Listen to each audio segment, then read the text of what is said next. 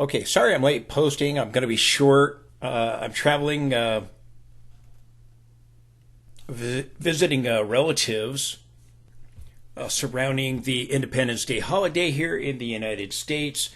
We have a short trading week. The market will be closed on Friday for Independence Day on July 4th, and we'll have an abbreviated session on July 3rd. So we have a short trading week. We end up closing out the month on the S&P 293 points higher, 4.96%. Again, back in April, I told you when we were bottoming, Kramer and the bears were telling us we were about to crash, and the herd said, yeah, that's got to be right. And up recovering, only losing 42 points for that entire month because we bottomed April 7th, as I told you we were going to.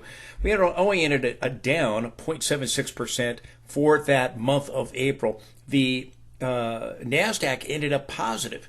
Then last month we rose by 6.1%. We were up 343 points. This month we are up close to that. We are up 293 points.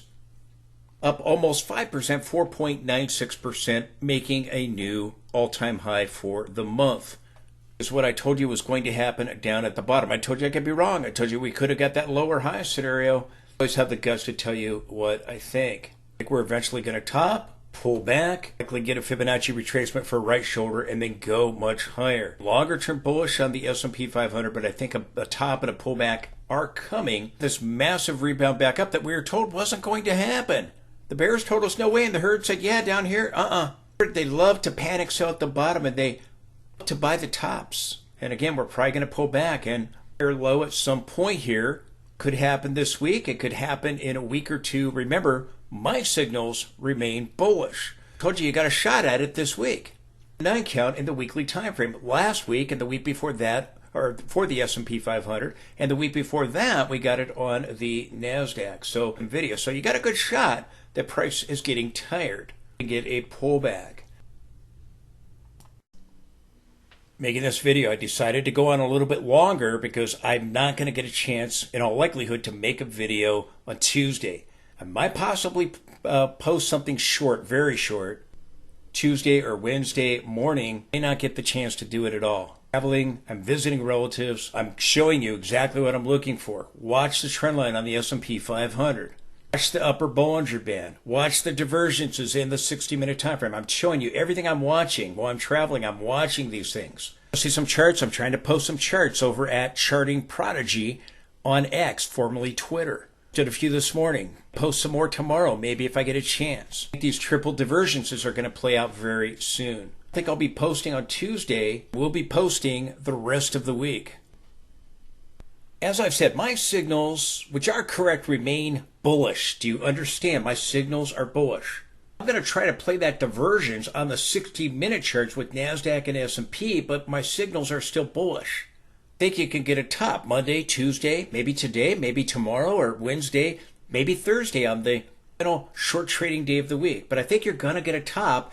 Good shot of it anyways this week. I think you could begin to sell off and complete this triple divergence and the triple divergence on the MACD here on the S&P daily. I think it's going to likely complete this week and give us a sell-off. Maybe that drags out. Maybe it drags out. Maybe I'm wrong. It drags out into some point next week or 2.5 weeks from right now, or just under 2 weeks now. Or I'm sorry, just over 2 weeks now with the CPI. Maybe that's it. I don't know. The jobs report early this week. Maybe that does it. Starts the ball rolling. Maybe Trump rattles the markets. Who knows? Back from the 4th of July holiday, and Trump's rattled the markets over the weekend or something. Comes out and says tariff, and the market goes, ah! And he starts running around with their hair on fire. Who knows? I think this divergence is going to complete. I told you to be looking for green bars with a lower high. I've been talking about this ever since we got the first set of green bars here. I told you that, again, I thought we would end up this larger divergence develop. I told you I could be wrong here if we got the lower high because the signals did turn bearish just over a week ago. Flipped right back to bullish. We talked about those scenarios at the time, and I told you if they did, then I'm going to be correct about the higher high, and you're going to see these triple divergences form. I think the stochastic's going to roll over at some point in all likelihood this week, and I think you'll see a red bar in the coming days ahead. Now, maybe we start selling up before the red bars show up. Okay, but I'm telling you, I'm looking for that divergence to complete on the 60-minute chart of NASDAQ and S&P. It'll complete those larger diversions here in the daily time frame and with that MACD, awesome oscillator, and other indicators. I think is going to happen. I think that's going to give us a pullback. I think it'll be a shallow pullback, and then I think we go much higher.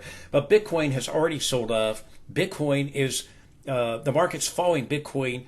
Here, you know, we saw the market peak in February. Bitcoin had peaked in January, weeks earlier, a month earlier. Probably going to see the same here. We peaked in May, late May there for Bitcoin on May 22nd. Here we are.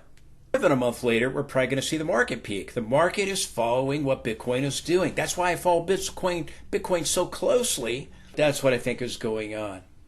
Please support the channel. Please support the channel with the link directly below. That allows me to be able to provide you this information. If you like the charts, if you like the indicators, let me know that by supporting the channel today. I don't have any sponsors, just a direct relationship with you.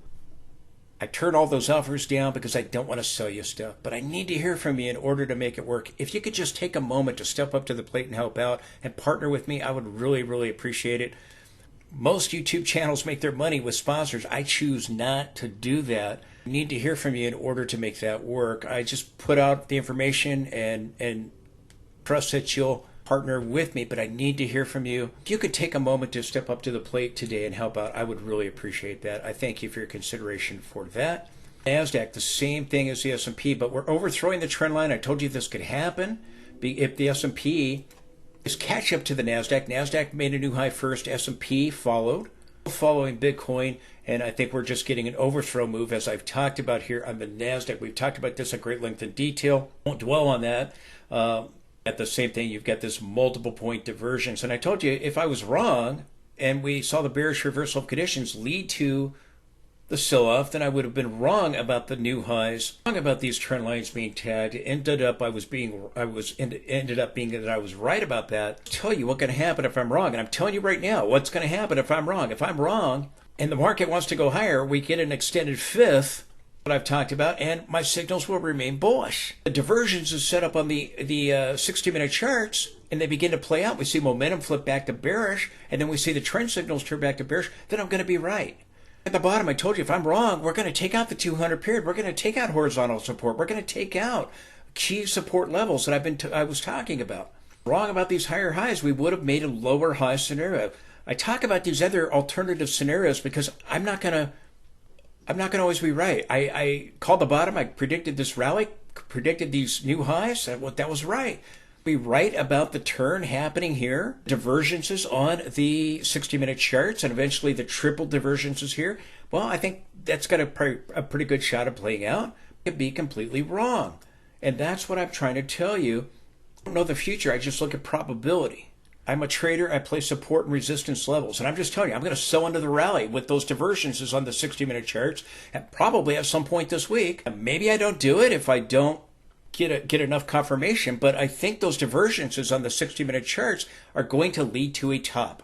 That's what I've been telling you. It's not a recommendation to anybody buy or sell anything. I'm just telling you what I'm doing. I called the bottom, called the rally, to myself right here because, again, I told you, I may be wrong. If flipped right back to bullish, and we saw that with futures immediately with peace in the Middle East being announced by Trump. I told you we can go higher, but I told you the upside would be limited. Still, I'm back to bullish, still thinking the same thing. It's going to turn out that I'm probably going to be correct about that. So be looking to lock in gains, flip the trade, be looking for another bullish opportunity down here once I close long positions. I'm a trader. I trade things back and forth. Been right about the bottom, right about the rally, right about the new highs, right about the trend line here on the NASDAQ, just under it on the S&P 500. Looks like I'm going to be right about the pullback. I think it could happen this week, the peak, but it may go on to next week. Maybe it goes to the CPI on July 15th. I'm watching the divergences on the 60-minute charts closely, and again, I'm showing you in each video. We had the stock market up. The Dow was up 0.63%, up 275, almost 76 points. The S&P was up just over 0.5%, 0.52%, to close above 6,200. This is the area, the 6,200, below 6,200 areas, the area I've been talking about. You see a peak somewhere between 6,200 and 6,250, somewhere in that area, the lower half there of the 6,200 range. Rally may not be over yet. The NASDAQ was up just under 0.5%. The Russell was up 0.12%. The VIX was up 2.5%. Oh, and peak a stink and boo. I was right again. Look at this. Oh, Canada caves. Surprise, surprise. A bunch of people tell me it would never cave, and they caved. And then I had a couple people, not as many, but a couple people tell me, oh, Canada doesn't need to negotiate with the United States. It happens every time. I make these predictions, and I'm always right. Because maybe a person doesn't like Trump or hates Trump. And again, I'm not in either political party. I'm not a Republican or a Democrat. I think politics is very corrupt. But I do understand Trump. These people think, well, I wouldn't negotiate with Trump. And they get very close-minded in their thinking, so they don't think their country would. China or Canada or the European Union, when they talks part and then start up. Every single time I predicted they would come back to the negotiating table. Why? They have to. Canada is now rescinding the digital services tax for tech companies, U.S. tech companies. Told you, again, that's going to happen because, I mean, either Canada wants to be the first in line to go in recession and beat us all there months in advance, or they're going to come back to the negotiating table. It is a no-brainer. The new prime minister was likely testing Trump. Trump did this. Canada backs down. They cave just like they did the last time. Remember the electricity tax? I talked about this. Told you that's exactly what happened before. Canada ended up caving. A choice. They can make a deal that's fair, or they can go into recession. Their choice. You may not like that. You may not like Trump. You may not like what the prime minister just did, but it is a reality that Canada needs the United States. That's how I knew that that was going to happen. So my prediction came true yet again. I told you if they didn't immediately cave, that if Trump announced this tariff on Canada, canceled all the negotiations with them, just announce a tariff and say, fine. He made an example out of China previously. Now, Canada testing that, and Trump did exactly what he did with China, and Canada backs down. Do this back at the time. Tariffs that he was using China as an example. If negotiations start falling apart like they did with Canada, that countries don't want to negotiate in good faith, Trump has to do is say, okay, here you go. Here you get the tariffs back on, and we'll just decide whatever that we want to put on. A great negotiating tactic. Don't like tariffs. You understand what Trump's doing. Remember, this guy's a businessman, so, I mean, I get it. But Canada doing exactly what I told you they would do. So, again, we'll see what the catalyst will be. I told you this may be it. Canada might cave. The Prime Minister might have waited a while to test Trump. He caved immediately. He's rescinding the digital service tax on tech companies, and it's being reported by news outlets that Canada is now willing to come back to the negotiating table. So again, like where they're going to, looks like Trump's strategy ended up working. Just one other thing about these tariffs. You know, one of the problems with the media is the media thinks that Trump wants tariffs and that they're going to create these shortages and it's going to create inflation. It's going to crash the economy into the next depression. The problem is they don't understand Trump. Now, again, I'm not a Republican, but I understand what he's doing.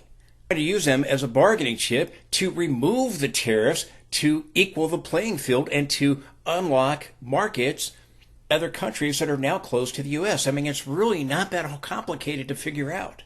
This is a page right out of that book, Art of the Deal.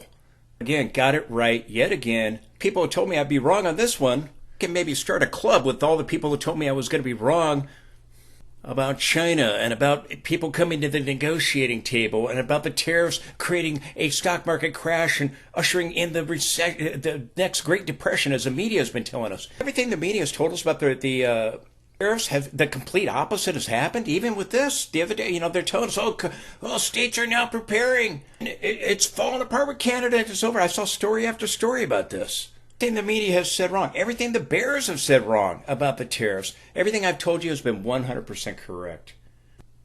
So we'll see what the catalyst may be. Could rattle markets further. About due for it. Other things that could be coming down the pike. Be surprised, though, if Trump rattled markets again with tariffs or negotiations or something. See what happens. I am traveling, visiting relatives surrounding the Independence Day holiday.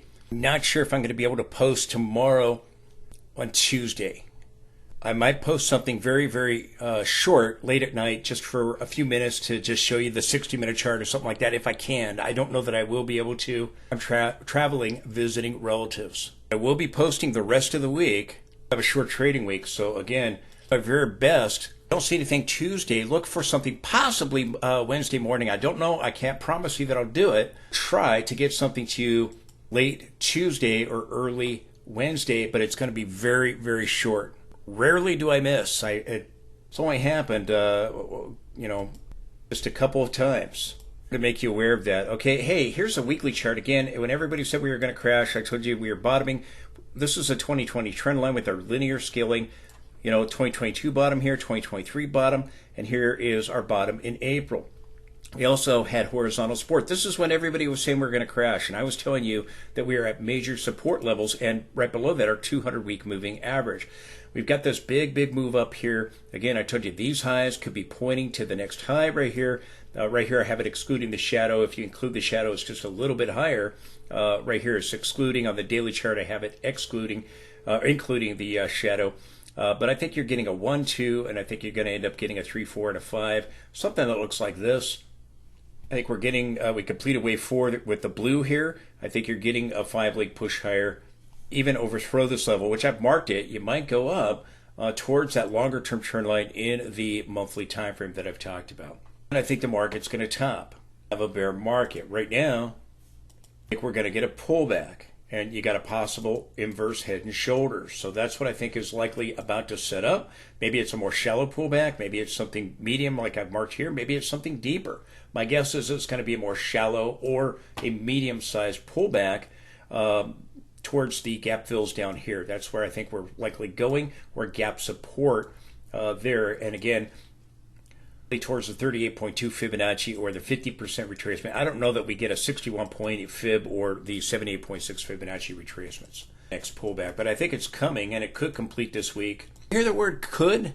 You see, I say could because my signals remain bullish, but we have had some warning signs with sequence counts as I talked about the prices getting tired. The weekend, I told you this is what I think is going on. I think we're going to end up forming this divergence right here. I don't think it's going to give us a pullback this time. I think we'll get a pullback, but I think it'll be a short-term reversal for a bigger sell-off, a bigger pullback, and again, likely coming back to try to fill some of these gaps. This is a 60-minute chart of the S&P 500. I think we had wave 3 over here. I think we have a wave 4 over here in an ABC corrective move, and I think we have a 1, 2, 3, 4, and 5. And going back to that weekly chart, I had somebody ask me about this. Oh, this is a bigger correction, and I've always said I don't think so, because again, if we look at wave 4 here and we look at wave 2, I have it marked here as a 1 and then an ABC for a 1, an A and a B and a C. They're about the same amount of time, but here, I mean, if we have this sell-off here and then we go up here and then we get another push down, I mean, that would kind of be an unbalanced kind of a pattern with the wave 2, and somebody asked me about that. The other problem is the bears have a huge problem. You have with that, you have a 3-leg push down here, ABC, and then you have a 5-leg push higher. You see, if it's going to be a larger correction, you need a 3-3 for flat. You need a 3-3-5. You got a 3-5 pattern here, a 3-5. We have a zigzag correction, the other type of correction. Then you need a 5-3-5 pattern, and that is the pattern that looks like the lightning bolt, like this. This is a 5-3-5, 5-3-5. That is on my counts. That's a 5-3-5. That's a zigzag right there. What it looks like. The bears have a huge problem. I hope for the bears would be a complex correction, but the problem is that even if you have a complex correction, it was still predicting new highs, which we're already at, which is what I've been predicting since the bottom. See the bottoming tail over here? I talked about this. Little miniature double bottom. Talked about that. About all this at the key horizontal support levels. I think you're going to wrap it up. Now, if we get an extended wave 5, this may just be the first wave of it, and that would be a massive first wave. Our first wave would be just absolutely this whole thing being a wave one, it would be massive if this wave five was extended. I think it's likely going to be that wave five is concluding here, and it's probably going to be at the trend line, near the trend line of the levels that I've been talking about here, the trend line on the daily chart, which I'm about to show you. This is going to complete. We're going to get a pullback. Bitcoin already peaked back on May 22nd. It's pulling back. I think the correction is done. You can watch my latest Bitcoin video at the end of this one. Bitcoin has been correcting, and now it's getting more volatility. At the resistance zone, it's going to get another leg down, but then maybe Bitcoin bottoms ahead of the stock market. The stock market's going to play catch up to Bitcoin, just like it's, Bitcoin already made new highs on May 21st and 2nd. The stock market's barely doing it now. It lags Bitcoin, but Bitcoin's a leader of the pack, and you have to understand that. That's why I talk about Bitcoin so much. I know what the market's going to do. Watch Bitcoin. So again, this is what I think is going to happen, but I think we're still in this topping process, probably not done yet, and then I think you get a pullback, and that could happen. We could peak this week, we could peak next week, and then we could see some kind of stuff. Oh, you don't understand, they're going to pass the big, beautiful bill, the tax bill. Two things, maybe they don't get it passed, and maybe the market, I can't get it done, we get a sell-off, and then they get it done, and we end up rallying with it. But maybe it's a sell the news event. The rumors sell the news. George W. Bush ran on the tax cuts back in 2000. Well, the market had peaked. They started to sell off. Now, I think we still go higher. It ended up being a sell the news event. 2001, tax cuts got passed, and it marked a lower high in the S&P, and it sold off sharply. Way, these tax cuts are not going to prevent the recession from happening. They may shorten it. They may help through the pain. They're not going to stop it. 2001 tax cuts didn't stop the recession. These won't either. But they will help with the next economic, the economic recovery and the next bull market. They will certainly help with that. You can't just pass tax cuts and expect a recession not to be prevented. It's not enough. Jamie Dimon's crack in the bond market scenarios going to end up happening, where we're going to see it begin to spike. We're going to see an inflation freak out, inflation indexes rising back up as they're already starting to, and we're going to have that inflation, and maybe that is what creates a top rather than right now, possibly. My signals are still bullish. We could get a peak this week. My signals are still bullish, but I'm going to try to see this divergence complete, and I'm going to try to play this divergence here. Into the rally and flip the trade. We'll see what happens with it. But again, it may just be another pullback like these other divergences. It may produce a reversal like this divergence. Remember, with this tax bill, I got a lot of people telling me, oh, no, we're going to pass the tax cuts and that's going to cancel the recession. No, it's not. If you think that, you do not understand economics. Today is pretty important. Remember when Bitcoin broke out to a new high and they said it's a breakout, and the very next day it topped? Well, here's the very next day after the S&P. Now, NASDAQ's had a few days where it's been two new highs.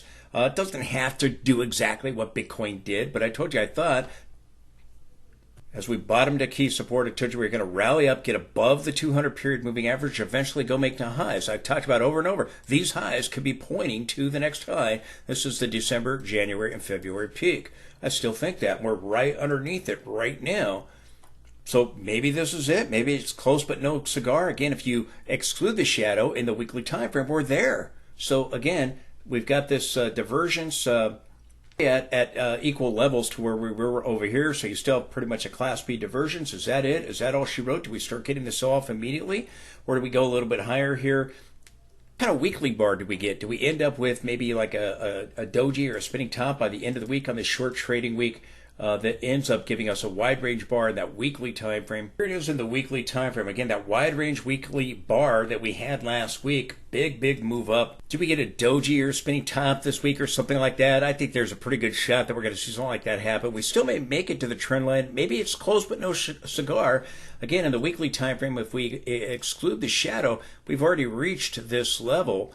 We're at it, and that's why I'm telling you, we could see something like what happened with Bitcoin, where we begin to sell off immediately. But again, with the slow trading volume for this week and the holiday, just an abbreviated week of trading here. We see a wide range bar followed by a doji or spinning top and then a big ugly red candle for the reversal. Certainly could play out that way if we end up seeing a sell-off when everybody comes back.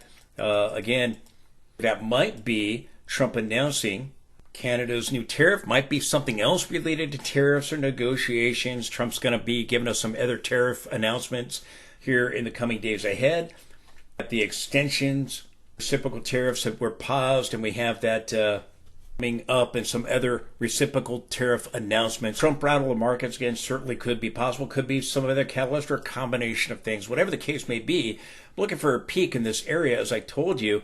And again, it was a 9 count that marked the bottom. Could this 9 count mark the top here for a pullback? Again, I believe that we're going to get a pullback for an inverse head and shoulders, and then I think we will resume the advance. I think we're going to come back and fill this gap right here. And again, could that take us down to a Fibonacci retracement? I've been talking about the 50% retracement. I think that's very, very likely. 28.65% since I called the bottom. Certain signals that nailed the bottom. I told you we had key support. I told you before we had the bottom. I was calling that Friday before, and for the Black Monday crash, and everybody was repeating it. I told you we were going to bottom the week of the tariffs, that it was going to be a buy the news event. Completely opposite of what everybody was saying, that we were going to crash.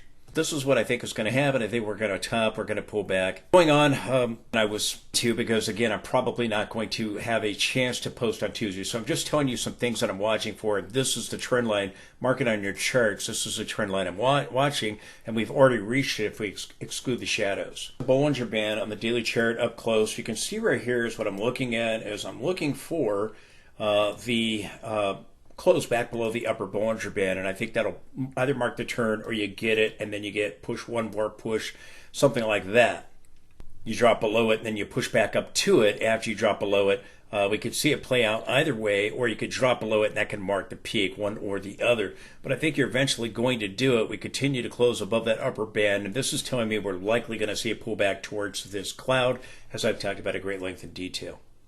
S&P daily. And if we exclude the shadow, we're already at the trend line. If you include it, well, it's just directly overhead. NASDAQ was up, NASDAQ 100 up 0.64%. Same thing, we're closing above these upper bands. We could see the close back below it Tuesday or Wednesday or Thursday very easily. We're watching to see what kind of candlestick we get in the weekly time frame. But again, could we mark a top this week? I think it's possible. I told you it could be Monday or Tuesday, Wednesday, Thursday, some point this week. And I told you it very well could be Monday, Tuesday, or maybe Wednesday. Thursday's that very short trading session, but we very well could see it. Could be peaking Monday or Tuesday here for NASDAQ and S&P 500. Here we turned off of the Bollinger Bands here, and right over here we tagged it, got above it, and then tagged it and reversed. You're likely going to see something very similar here. NASDAQ daily chart here. Remember, S&P is about to get that golden cross. NASDAQ already got it. When Bitcoin got the golden cross, that was the day it peaked on May 22nd. You're probably going to see something very similar here with the S&P 500. The 50 getting back up of the 200 is called the golden cross. For the same thing for the NASDAQ. Again, we've overthrown that trend line, which I told you very well could as if S&P plays catch up. But again, looking for a 5-leg push higher to complete this looking for the 5th wave here to get a 5-leg push higher. And I think you have a 1, 2, a 3, a 4, and a 5. And then I think you're going to come back down and take out the 50, take out the 200, take out the momentum cloud. And I think you're going to get this divergence. My guess is it's not done yet. It still looks like it's under construction to me, but could finish. But I think S&P is going to end up slamming up into that trend line before all's said and done. I think S&P is likely going to peak this week. I could be wrong. Got a good shot out of it. But again, remember, my signals remain bullish. As I say, hey, this is what I think might happen.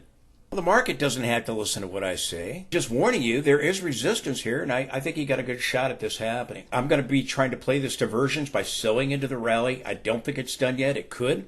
The evidence of that, then maybe, and that's all she wrote. But I think we're going to wrap this up at some point, probably this week or early next week. We got a short trading week. My guess is you got a good shot. You could do it this week. Remember, I went through my signals on Sunday and I showed you, hey, my signals are still bullish. Momentum turned back to bullish back over here when we started to turn back up and we gapped higher. It's one of the gaps I think we're eventually coming back to fill. I think we're going to fill this gap on a closing basis. I think we'll get this gap filled and watching these different gaps. Signals are still bullish. Keep that in mind. I'm telling you, I think we're going to turn here, but my signals have to validate that. And I talked about that in great length of detail over the weekend.